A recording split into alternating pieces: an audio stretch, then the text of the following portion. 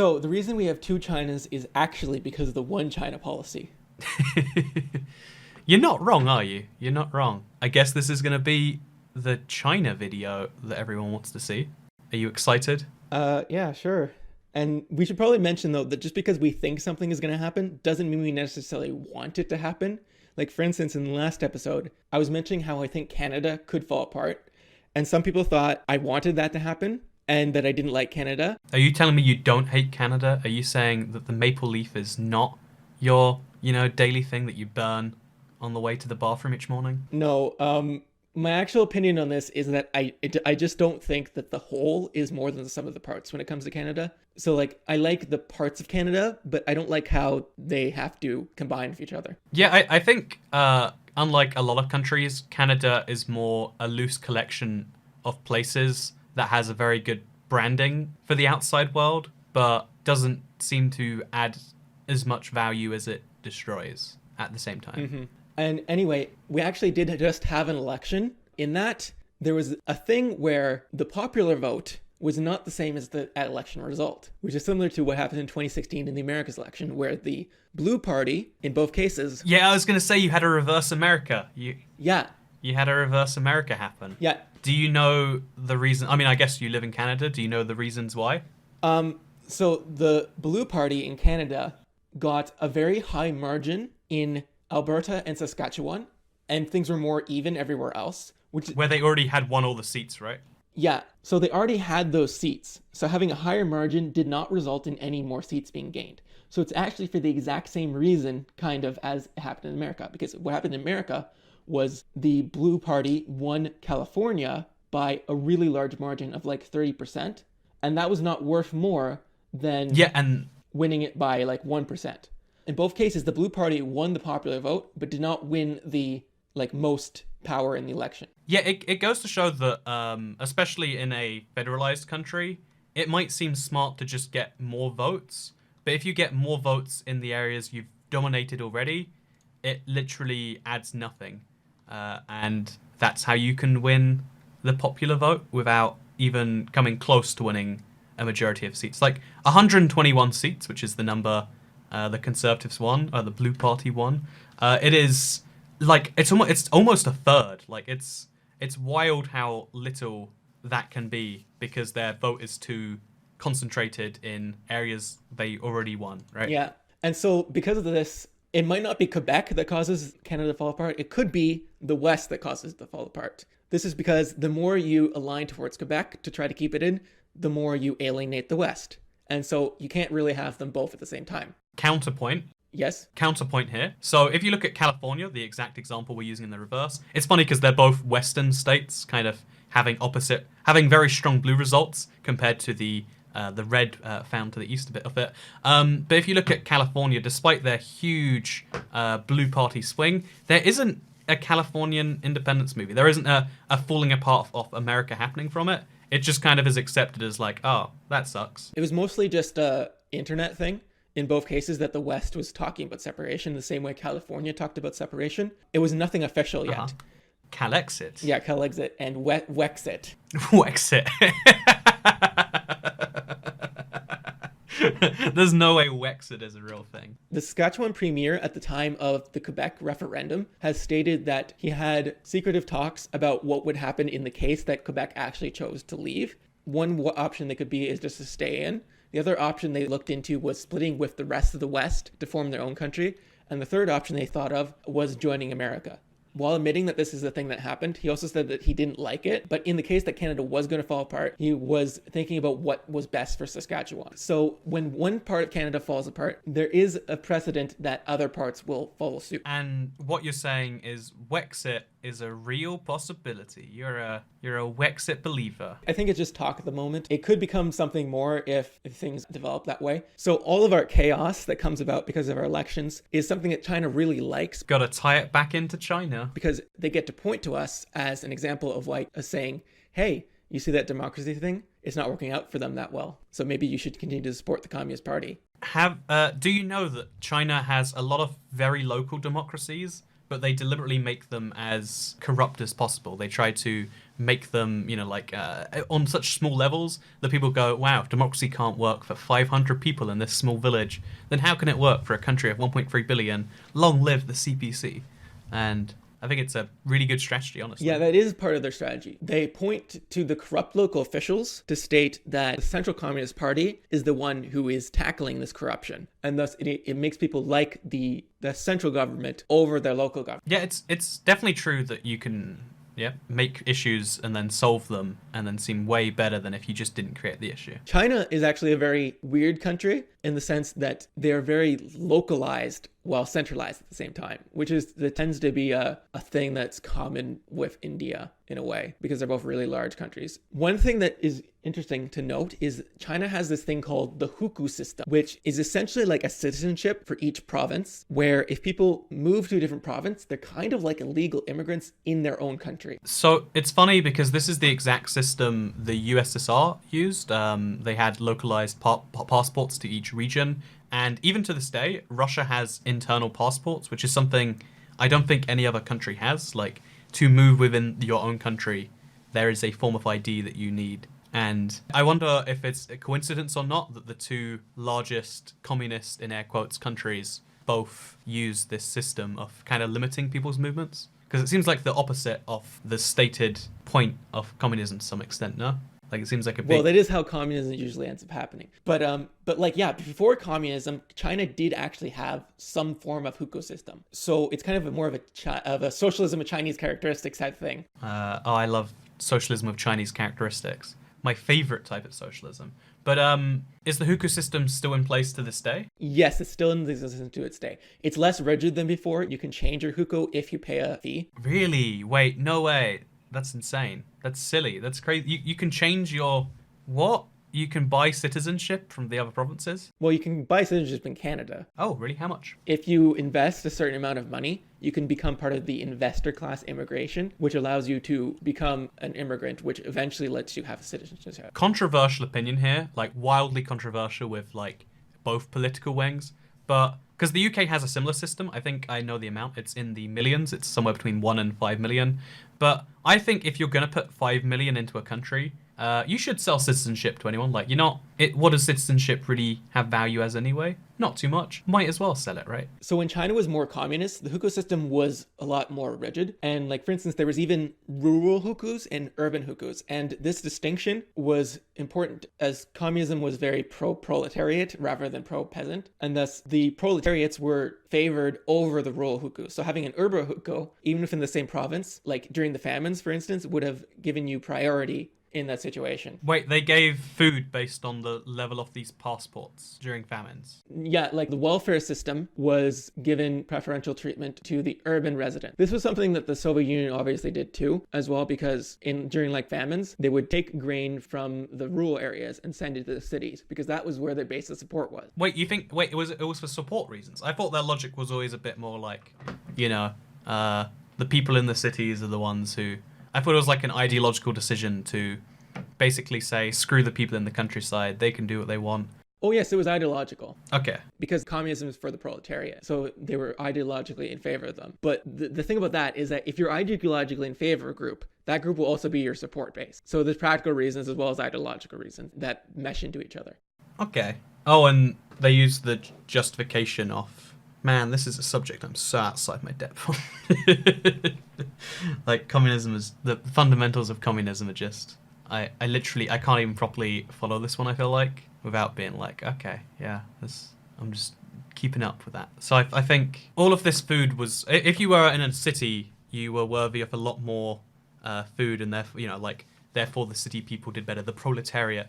Is this one of the reasons China has a ridiculous number of large cities? Like, a country's largest city is going to be smaller than China's 35th largest city most of the time, right? Like, they have so many ridiculously big cities. I mean, that's kind of because China's just so populated that the cities are, as a result, so much larger than everywhere else. I think that plays a lot more into it than the policy. Because India also has really large cities. Nowhere near the size of China's, right? Well, China is like 10 years ahead of India because India had this thing called the license Raj, where India actually did a kind of democratic socialism, and that worked about as good as authoritarian socialism, except without the all the killings. Oh, my favorite system. So it didn't work, but it wasn't like as bad. So, but they ended their socialist experiment 10 years after China did. So they're 10 years behind China. Are you trying to imply that socialism is the past? Because I find that offensive. You're going to be careful with how you respond to this one.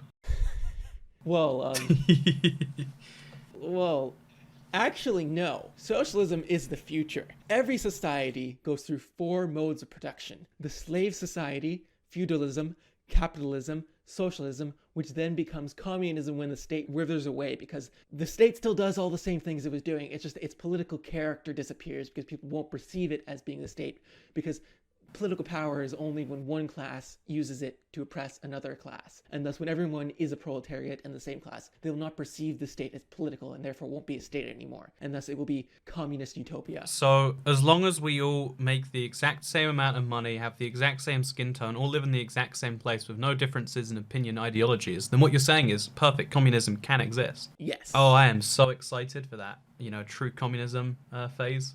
You better believe I'm going to go protest for that right now. But so China is working towards that right now because notably it's one of the biggest countries that kind of pretends it's one people group most of the time, right? Yeah. I can't name another 1.3 billion people that claim to all be the same. Yeah, so India is the only other country that could be like that, but they are very much not the same people. Like in every possible way that you could imagine people being divided, people in India are divided. And they even invented new ways for people to be divided with the caste system. Oh, I love the caste system. Love the caste system. In my dream version of communism, we're going to keep the caste system. Like, I feel like we need more ways to discriminate against people. That's the problem with the modern day, right? Like, there just aren't enough unique ways you can pick on someone and be like, hey, you're less than me or more than me. We need more ways to rank people and have goods and bads. And a good caste system could really help with that. Yeah. I don't think you were ready for that. We're going a bit off the rails, I feel like. Okay, so it... But anyway, yeah, try. China is not actually that unified as it pretends it is. This is a good analogy that I've made is that it's kind of like as if the French and Italians still thought they were both Romans because they all still use the written form of Latin. That'd be kind of like what China is. The Han are considered one group, but in this group of the Chinese language, there is languages which you can speak with each other and nobody can understand what you're talking about, even though you're both speaking Chinese.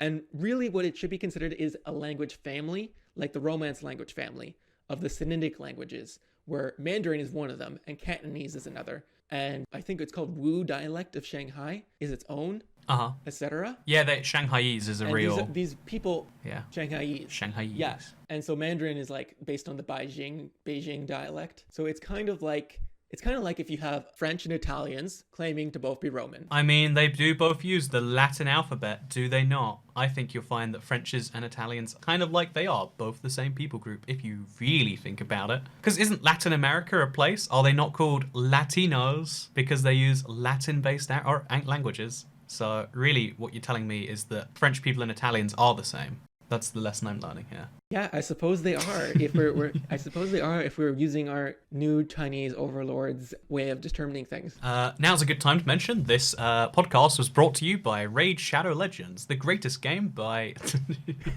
Did you know that that's a Chinese game? I don't know if you did. I didn't know that, but I do know that apparently everybody on YouTube is sponsored by them. I can reveal this because it's a geography podcast I'm sure they're not going to listen to. But do you want to know how much they offered me for a video? How much? You'll be like, oh yeah, okay, I would take that money too, I feel like. So if I tell you, you've got to immediately say yes or no if you would sell out to the Chinese government in exchange for this amount of money, okay? Okay. Immediately. Okay. Okay, so in exchange for 2 videos, $5,000. No.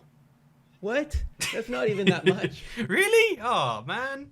Am I underselling myself? Should I ask for more? Yeah, you should definitely ask for more. If you're going to sell out to the Chinese government, you should at least be getting paid at least a myriad, which is 10,000. Is 10,000's a myriad? Is that a fact? Yeah. I think you'll find, oh wow, a unit of 10,000. It also means a countless number, so it's somewhere between 10,000 and countless.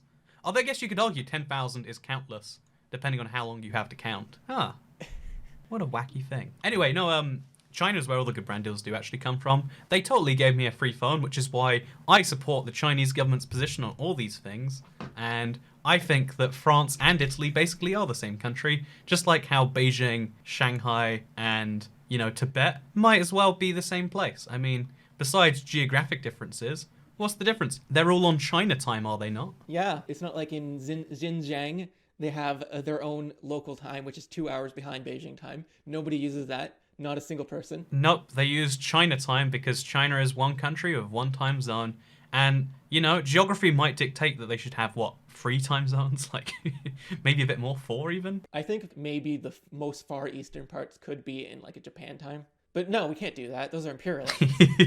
No imperialist time zones. Okay, just one great grand China time zone. Actually, I know this is going to sound like I'm shilling for the Chinese government, and I always am, just to clarify. But I actually think one time zone for a whole country is not a terrible idea. It's just you've got to set it to the furthest west point, not the furthest east. I think if the whole of America used California time, that wouldn't be such a tragedy. I think if all of Canada used Vancouver time, then whatever it's called, British Columbian, I think it's the same time zone actually. Wouldn't be such a tragedy for you, would it? Like, if this was 3 hours earlier in the day, how bad would your life be ruined? I think it should be in the middle, don't you think? I mean, oh yeah, so the middle, but like a little bit west of the middle. A little bit west of the middle. I don't know why there's a bias towards things being to the west. It's because of daylight savings being a thing that people enjoy. I don't understand why there would be. Well, I mean, okay, so every country that ends daylight savings, they don't end it, they end on the summertime. They have permanent daylight savings, which is the same as having no daylight savings and moving your country west, right? Why don't you just adjust your work schedule 1 hour behind, and therefore noon can actually be at noon? Ho, ho, ho, you think that I can... You think I should change me? No, we should change the clocks for the entire country. What is this craziness of, just wake up slightly earlier, or just go to bed slightly later? No, that's craziness. What I'm going to do is I'm going to get a law passed, and I'm going to change the clocks for the entire world by an hour, except it's going to be different in each hemisphere, and that's so much more logical than your stupid idea of just change your work schedule. Oh, man. These silly ideas you come up with, man. These silly ideas. Well, the just change your work schedule is kind of like what happened in Xinjiang, where the people there, they adopted the time. They changed their work schedule such that they follow the sun rather than Beijing time, which, as you know, there can only be one sun in China, and it's in Beijing. It's not in the sky. It's in Beijing. Yeah, I was going to say it must hurt to be like a Beijing government official and realize that the sun has more power than you in Xinjiang. So, speaking of Beijing, this is one of those nerdy airport codes that 1% of the audience can appreciate. But do you know why the Beijing airport, the airport code is PEK? Because it's called Peking before. And do you know the story behind Peking and Beijing? Would you like to be wowed? I do not know the details. It's because Beijing and Peking both mean the same thing, which is Eastern capital. It's just Peking was the old version, right? Yeah. Is it Eastern capital? I'm going to make sure it's East.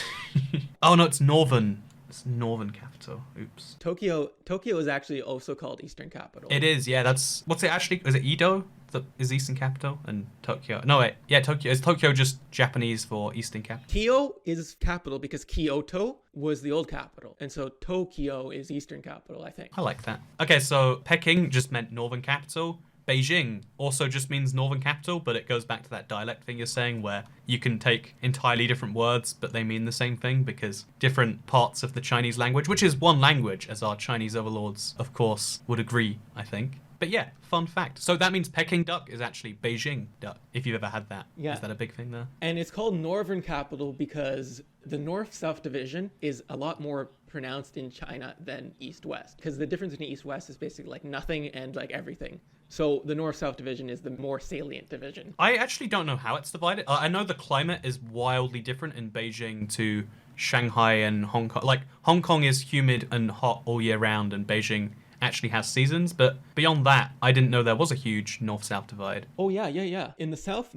people mostly farm rice, and in the north, people farmed wheat. And so that created a lot of lifestyle differences, which obviously influenced the culture. As well, the languages in the north, it's mostly Mandarin. But in the south, that's Cantonese. where these different dialects are very pronounced. And it's like in the southern, like more mountainous region, there is lots of pockets of dialects. Like Yu, which contains Cantonese, is like in the Guangzhou. Is it Guangzhou? Guangzhou. I got one word. Hey, I'm proud of me. I got one pronunciation that is not on your list. But yeah, sorry, Guangzhou is the huge city just north of Hong Kong, to clarify. Guangzhou? That's how every China YouTuber I've ever watched says it. And I assume because they live in Guangzhou that they're telling the truth. Like Guangzhou. So yeah. The Z's almost pronounced. Anyway, yeah, in the Guangzhou province, there's like the Yu dialect, which contains Cantonese, which is obviously named after Canton, which is what the city of Guangzhou used to be called. There's also Hakka dialect, it's very prominent in Taiwan. And next to it is Min, which is also in Taiwan. So by Taiwan, you mean the province of China, right? The autonomous region of China that is sometimes pretends to be its own country, but of course belongs to the Great China. Yeah.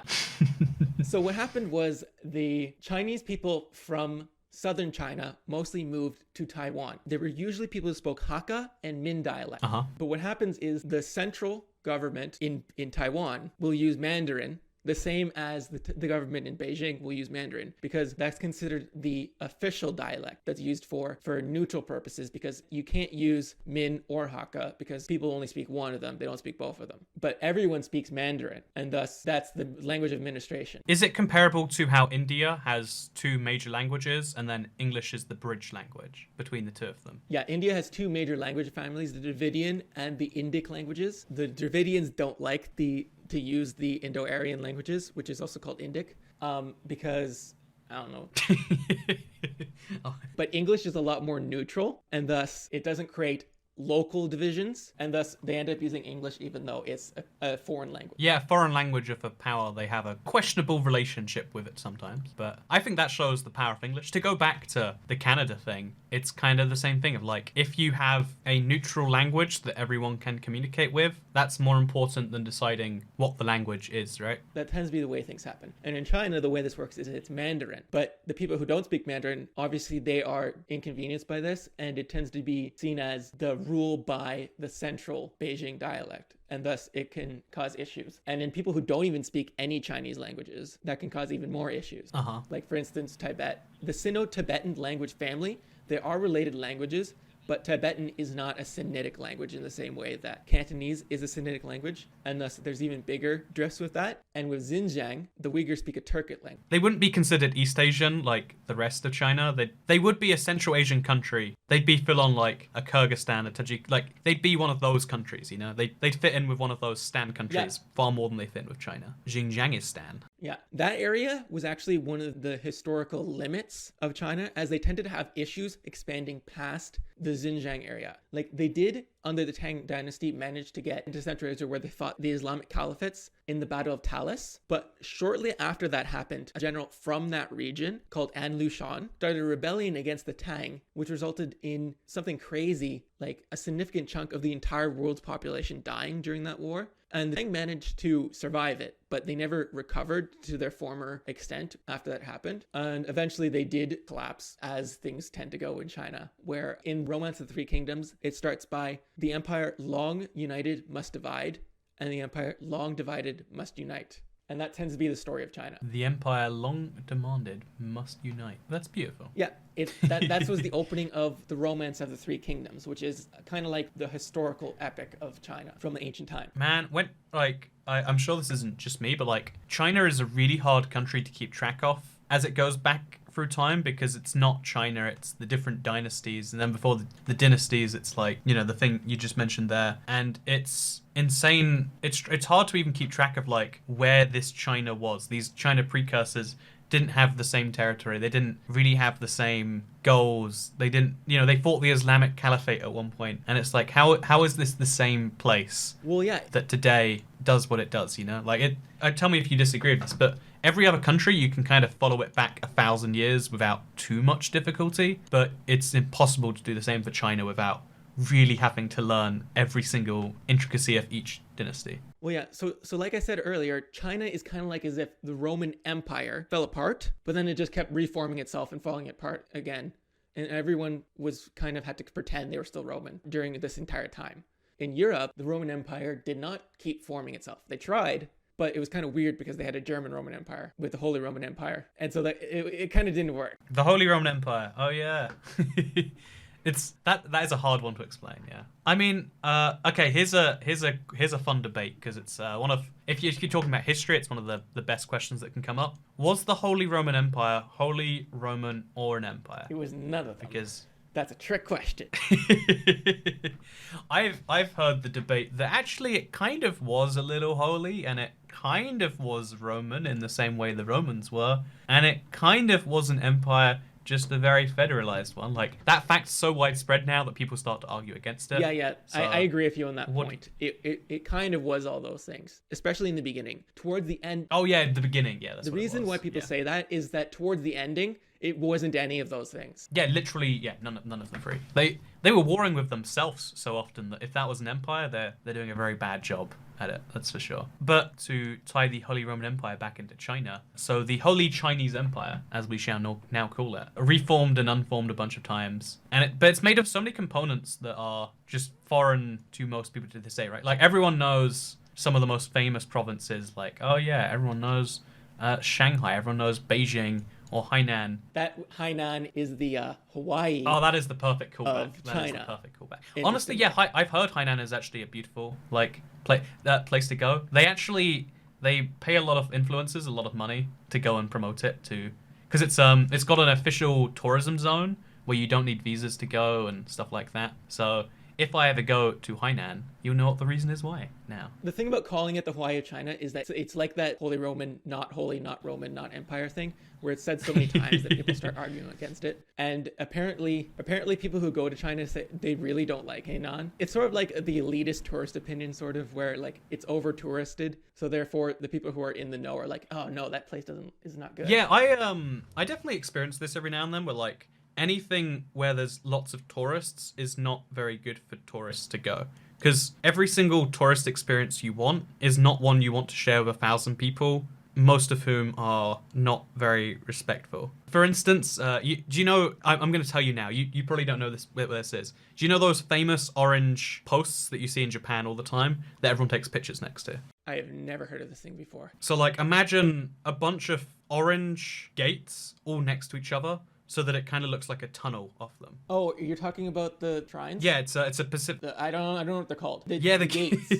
The Torii gates. Yeah. So there's all of these gates, and it's one of the most famous spots in the world. But if you've ever it's the same with the Jesus pillar in Brazil. But if you go to one of these places now, what it actually looks like is 1,000 people with their phones out, and it's like, there is nothing special about this place anymore. This is the same as going to one of those boxes that they have in shopping centers, but, where they can Photoshop you onto something. It has the same significance in terms of where you were and what it was like. Even though it's like one of those elitist opinions, I think anywhere that is over-touristed ruins the entire point of it being a thing. Controversial take. It's kind of like the Leaning Tower of Pisa, where if you go there, the only thing you can see is a bunch of people doing that thing where they're pretending to put their hand on it to hold it up. Oh, yeah. And yeah, so now people take pictures of people taking pictures and then post that. I do love that that's a thing. Something else, okay, this is really silly and maybe offensive, but if that's not what I do on this podcast by now, then I don't know what is. But going to China, it's true to a lesser extent in a lot of East Asia and Southeast Asia, but in China it's the most pronounced I've ever seen it. When you are in even Shanghai, the biggest city in China, right, by population? I think so. Okay, so even when you're in Shanghai, this giant megalopolis, bigger than any city in either of our continents, by a huge margin too. It's one of the hubs of China, but still when I go there, It's like I am the one white person a lot of people will see that day in the inner city. And there are some Chinese people who look at you and stare you down like, what are you doing here, friend? And that's an authentic experience to me, you know, like no one knows why I'm here or what I'm doing, but they secretly don't like it. If that's not what you want from a foreign country, then I don't know what is. Yeah, China is still very closed, even though they're open. Yeah, it's very hard to get in. Moving there is extremely difficult. You can never be a permanent resident in any conceivable capacity. And that plays into the Hukou system, where even if you're Chinese, you can't like move between Chinese provinces without being like an illegal immigrant, sort of. Because of the Hukou system. Full circle.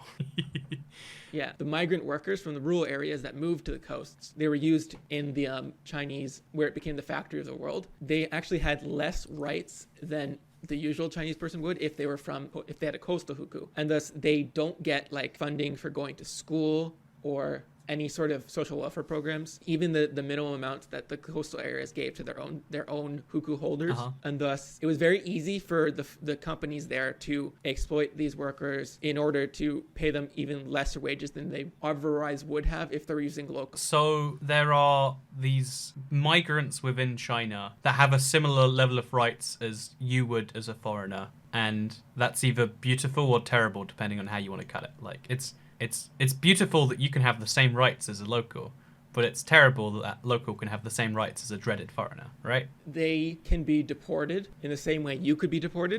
But they'd be deported back to their home place, right? But the thing about China is that the concept of rights don't exactly exist. So China tends to just ignore the fact that they could be deported, and they never actually deport them unless they have a reason to. Like, for instance, if they're trying to clean out a Beijing sort of slum type of thing, they might end up just destroying all their inhabited locations and deporting them if they feel like it's convenient for that particular time period to do that.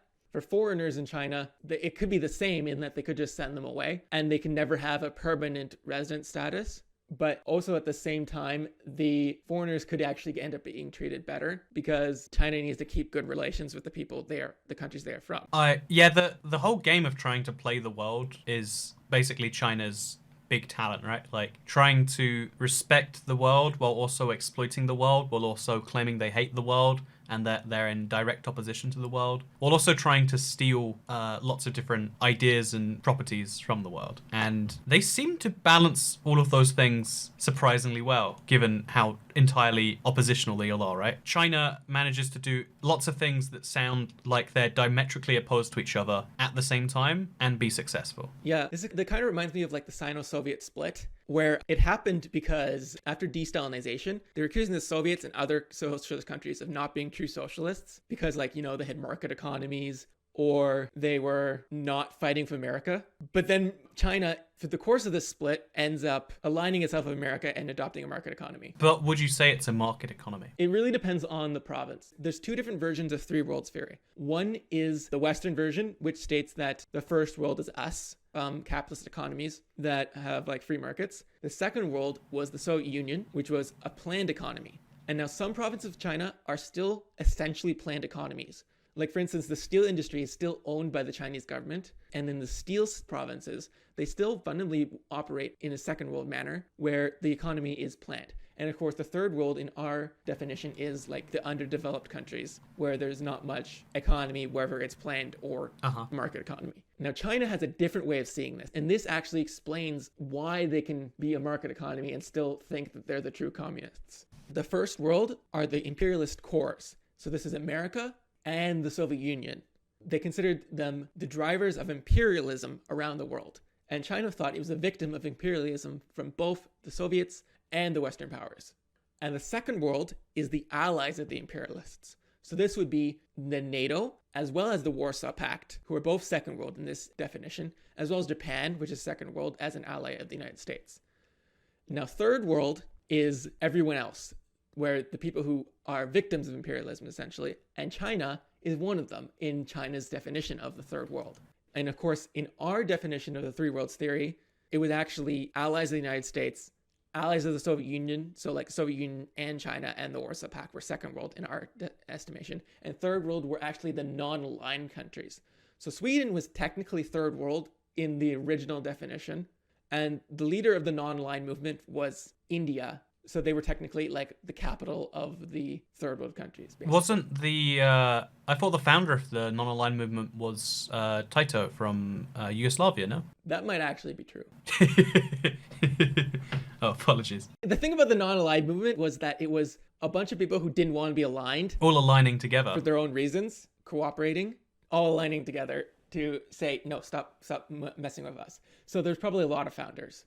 But anyway, yeah. So the three world sphere is slightly different by our estimation and China's estimation. Oh, yeah. So here's the fun fact. We're both right. You thought it was just India. I thought it was just Yugoslavia. It was the two of them combined. Like, what a wacky pairing of countries, right? Yugoslavia and India getting together to make a thing together. Like, what is this? A crossover episode? I'm glad you got that joke. I was worried you wouldn't. But that's good. I'm golden. That makes me happy. No, like there's a lot of those situations where you have crossovers episodes in cities in history, like that time when the Tang Dynasty fought the Islamic Caliphate. Yeah, like that was a crossover episode. Right? It's like, what are you guys doing in the same show? Oh well, it's a crossover episode. If you want another crossover episode that includes China, when Alexander the Great conquered the Persian Empire, they also conquered Afghanistan.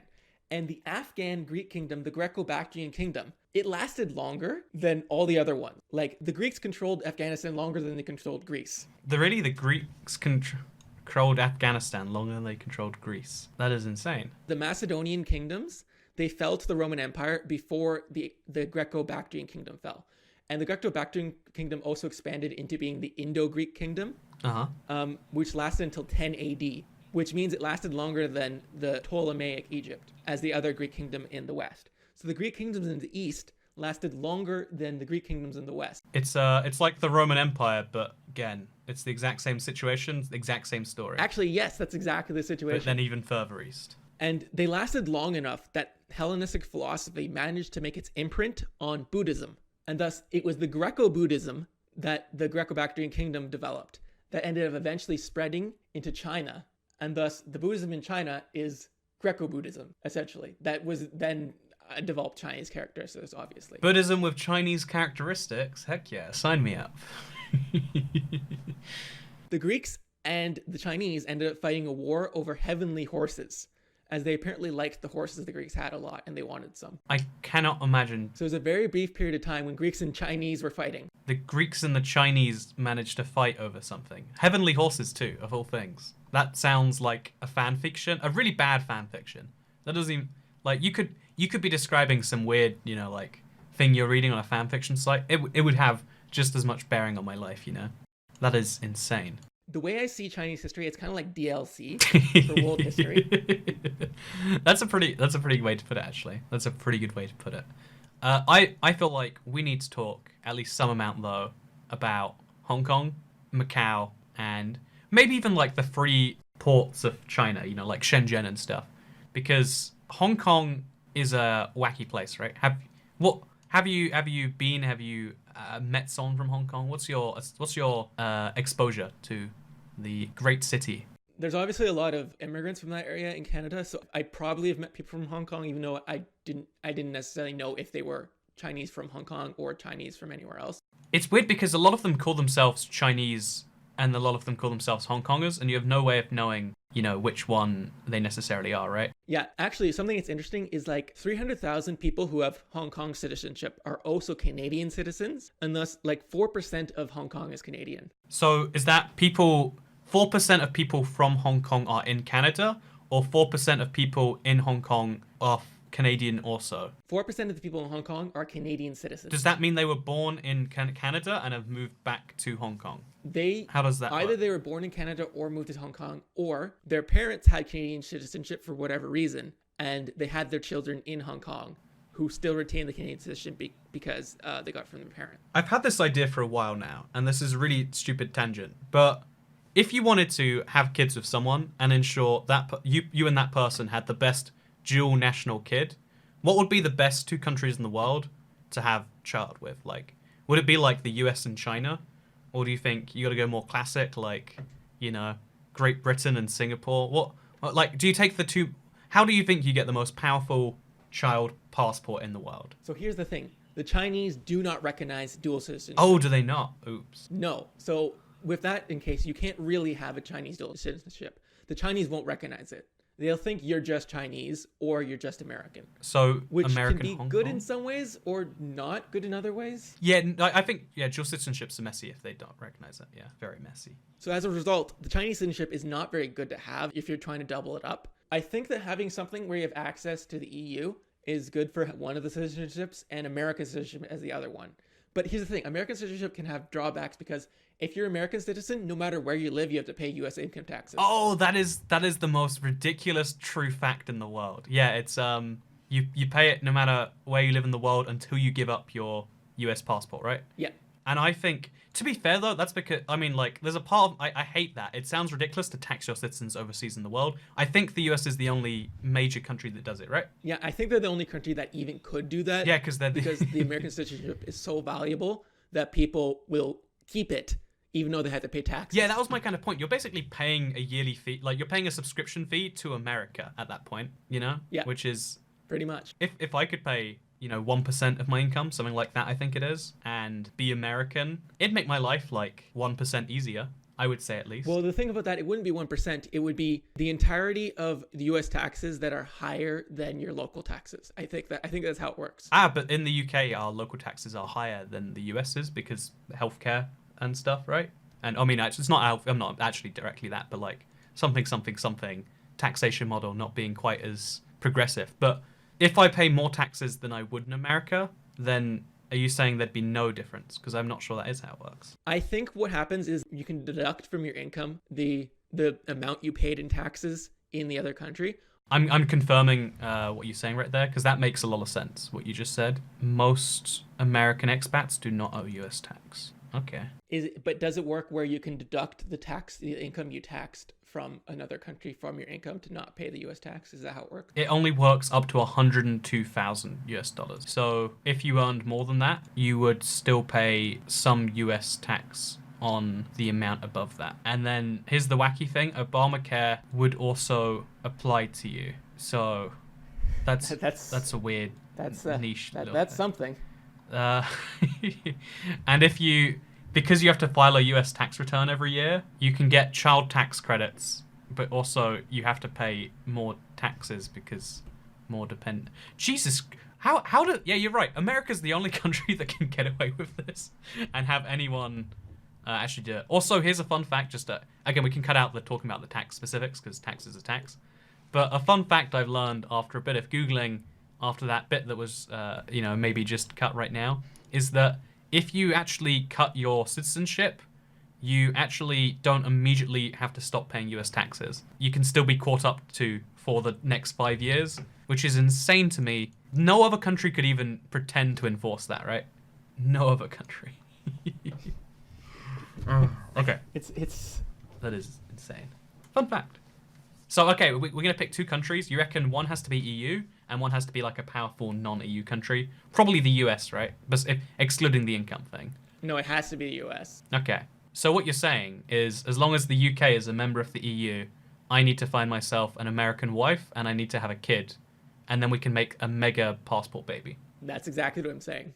Okay. You better get on that, Toycat. Well, I mean, I need to up my American dating game, apparently. Clearly.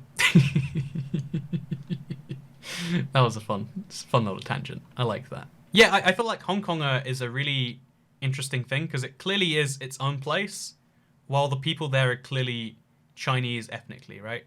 In a way you don't see in many other parts of the world, where the ethnicity lines up with something and the nationality is its own thing. Because as someone who's been to Hong Kong, I can confirm it's wildly British, like intensely British over there, like in terms of how they built so much of it.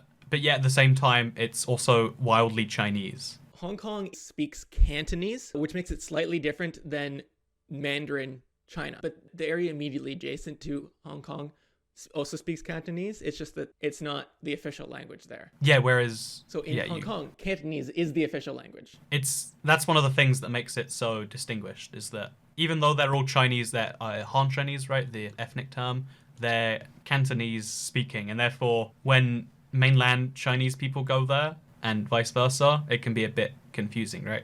Yeah. In the way that it's intensely British, part of that is that a lot of them that are there are citizens of the Commonwealth countries like Canada. And Australia and New Zealand. Yeah, like a significant chunk of the population of Hong Kong have Commonwealth citizenship or American citizenship. Oh, American citizenship too. I can't picture a Hong Kongese person in America, but I can in Canada for some reason. 4% of Hong Kong's population, 300,000 people, are Canadian citizens, mostly of Chinese descent and born in Canada. 1.4% are Australian, and 1.1% are Americans. So even though a significant enough percentage of Hong Kongers are Americans, not a significant percentage of Americans are Hong Kongers because of the size difference there. Yeah. Okay, and It's just that America is just so large that there's a lot of Americans there. These people who are held Western citizenships, they can be ethnically Chinese, and I think the majority of them are ethnically Chinese. the majority of them are ethnically... The majority of Hong Kongers with Western citizenship are ethnically Chinese. Yeah, as opposed to white Hong Kongers that... No, wait, as opposed to what, sorry? As opposed to white Hong Kongers. There are white Hong Kongers, but the majority of Western Hong Kongers are ethnically Chinese. I don't know, my brain just isn't taking that in. Can you give it one more try and then we'll just leave it to history, if not? Okay, so the overseas Chinese population that lives in the West are mostly descendant from Hakka and Cantonese speaking peoples from the south of China. Gotcha. Yep. They would go to Canada, Australia, and America, Uh-huh. and some of them would come back. Like, for instance, the father of modern China, Sun Yat-sen, he was educated in Hawaii and became a Christian, and then he would go back to overthrow the Qing and establish the Republic of China. And both the nationalist Kuomintang, which now controls Taiwan, and the Communist Party of China, they both respect Sun Yat-sen as the father of modern China. That's always one of those wackiest facts where, like, yeah, they both have the same kind of, like, visionary, which you don't see in most other nationalist splits. It's usually, like, two separate people, both which are vying for it. What I think is even wackier than that, though, because obviously both sides of that war stopped fighting so they could stop Japan from invading, right? That's the World War II angle on China. Yeah, that's not news. Yes, that's part of something called Mao's United Front. Basically, Maoism is slightly different than regular communism in that it's Leninist, which says imperialism is the highest contradiction within the capitalist system, even more so than capitalism itself. And thus, combating imperialism is more important than combating capitalism. And thus, you can join up with anti-imperialist capitalists like the nationalist Kuomintang to fight imperialist Japanese. And they also developed something called New Democracy, where if you look at the Chinese flag, they have a big star which represents the Communist Party and 4 stars that represent 4 social classes within China. And these classes are the peasants, the proletariat, the small business owners or petit bourgeois, and the nationally based capitalists, which means the capitalists are contained within the Chinese flag. If you pay attention close to Chinese history, this is very similar to the 4 social classes of imperial China, which were the peasants, the artisans, the merchants, and the landlords. Now, the landlords don't exist anymore because they were, let's say they're no longer with us. Very ominous. Anyway, so those are the capitalists now. The landlords became the nationally based capitalists. The peasants are obviously the peasants. The proletariats are the artisans, because artisans, they make things. And the merchants are like the small business owners of the petit bourgeois. So it's actually socialism with Chinese characteristics. Socialism with Chinese characteristics. The most beautiful phrase I think you'll ever hear, if I'm not mistaken. So the United Front that happened because of Mao, the fight back against Japan, I've always felt like, looking at the history, the communists did the nationalists a little bit dirty, and the way that kind of ended was kind of rough. But regardless, the Kuomintang, Kuomintang. You can call it the KMT. The KMT, there we go. So the Kuomintang, the KMT, because of my lack of pronunciation of the Chinese words, big political force from 100 years ago. The wacky thing to me is that when Taiwan converted from military autocracy to democracy, like 50 years ago, the KMT actually ran in those elections. They won quite a few of them, and now they're the major, like, right-wing force on the island still. Like, you can vote for the KMT, and they often win a lot of seats. Do you ever find it wacky when, like, a historic force like that is, famously not great in some ways gets... So, like, you can still vote for the Communist Party of Russia, and it's still the second biggest party, for instance, right? That feels wrong to me. You know what's even weirder? The KMT, the Blue Party, which are the KMT, they're actually the more pro-China party in that election. Yeah, they're the ones that want the same relations of China, right? They don't want Taiwan independence. They want to keep the status quo. Because as Chinese nationalists, they ideologically agree with the one China policy. They just disagree about what They China. agree there's one China. Yeah, they want to be the one in control of that China. But the Green Party, the Democratic Progressive Party, the DPP, What a beautiful name. they are Taiwanese nationalists, and thus they wish they could have their way. They would separate entirely from China. And I think this is the perfect way to tie everything together, to tie all the way back to that first comment. And this brings us perfectly round full circle to that opening comment, that the whole one China policy is why there are two Chinas, and the KMT still existing and being the right wing that they are, and being, kind of conserving the status quo. As a result of that, they both agree there's one China. They just disagree about who's China, and that's the fundamental reason we have two Chinas. Yes? Yes, that's exactly what it is. Except it's really four Chinas, because Hong Kong is very much not China, and Macau is very much not Hong Kong, even though it's quite similar to Hong Kong. And really, are Shenzhen and the other big coastal cities, are they really the same China? And is Tibet really China? How many Chinas are there? Give me a number between 1 and 10, and let's settle this right now. There are 10 dynasties and 5 kingdoms. Wait, no. There are 5 kingdoms and 10 dynasties. And therefore, really, it should be called one China, 5 to 10 systems. Am I right? No, that was just a reference to a period in Chinese history called the 5 dynasties and 10 kingdoms period. There was also a 16 kingdoms period.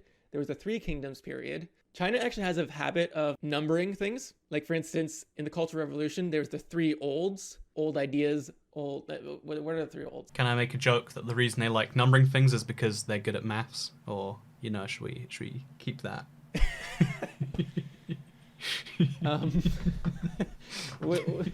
I don't know if we're gonna keep that or not. I mean, that's one of those things where there's good offensive jokes, and then there's jokes that are good because they're that was a really lazy joke that just happened to be offensive, right? Yeah, like there's a way you can make offensive jokes, but it has to be a joke primarily and offensive secondarily. And that was offensive primarily and a joke secondarily. To be fair, though, did it not make you laugh? It did make me laugh. But why did it make you laugh? It did make me laugh, but I'm not sure it... See, does that mean do you find racism funny? Is that what that is? Well, who doesn't, honestly? The thing about jokes is they tend to be like unexpected things, and thus, if racism is a bad thing, it thus makes racist jokes funny. So what you're saying is when racist jokes become unfunny Because is when it's bad. racism is expected. So really, we should hope that racist jokes continue to remain funny. As long as you can joke about things, it's not serious, and therefore, things aren't going to go bad. Okay, this segment needs to remain in, by the way. This is beautiful. This is gold. Cream of the crop. I can take all the blame for insulting China, because I've been sucking up to them all episode. It's fine for me to make one joke. Anyway, so we can go back to the 4 olds. It was old customs, old cultures, old habits, and old ideas, these were all the things they were trying to eliminate. In almost all the history, they named things after numbers. Like, for instance, there was the 100 Flowers campaign, which was when Mao asked for criticism, but then he got criticism and it made him angry. So then he arrested people. There's also the 100 Years of Shame, or whatever. What is it called? Is it shame? 100 Years of Humiliation, sorry. Yeah, the 100 Years of actually, that one's the one case where it's not numbered. They call it the Century of Humiliation. Oh, that's why it's not so catchy. Yeah, it's not as catchy. Like, it's very catchy when they name things after numbers. Like the One Country, Two Systems. Oh yeah, One Country. The 4 Olds, the 100 Flowers campaign. One Belt, One Road. Everything's got numbers. And that is why my joke earlier is hilarious. Not because it's racist. Chinese language is like, it uses a number and then it has like some sort of noun. Like, for instance, I kind of have an interest in like ancient genocides, because like there's no one left to really be upset about them, so it's not as controversial. Like, for instance, I love a good genocide. In the 300s, Continue.